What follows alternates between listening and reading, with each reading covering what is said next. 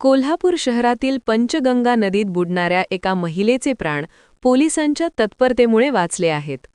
Charlie 1वर कार्यरत असलेले police constable Gautam Kamble यांनी कोणताही विलंब न करता थेट नदीत उडी घेत धाडस दाखवत महिलेचा जीव वाचवला. या धाडसी घटनेचा हा आढावा. कोल्हापूर शहरातील पंचगंगा नदीत एक महिला बुडत असल्याची घटना घडली.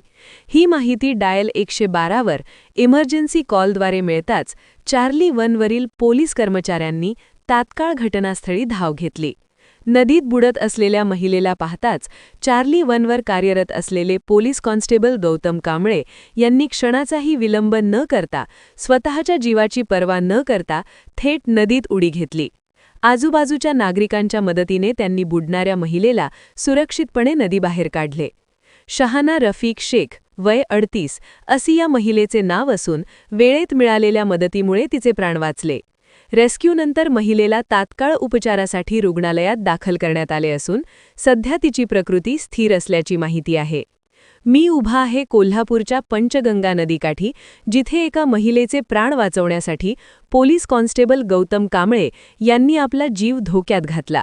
वेळीच मिळालेली माहिती, तत्पर पोलीस प्रतिसाद आणि धाडसी निर्णय यामुळे मोठा अनर्थ टळला.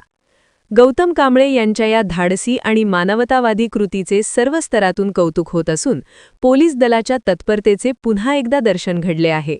खरंच संकटाच्या क्षणी धावून येणारे असे पोलीस कर्मचारी समाजासाठी प्रेरणादायी आहेत. कोल्हापूर पोलिसांच्या या धाडसाला आमचा सलाम. भूमी न्यूज प्रतिनिधी एम. कांबळे, कोल्हापूर.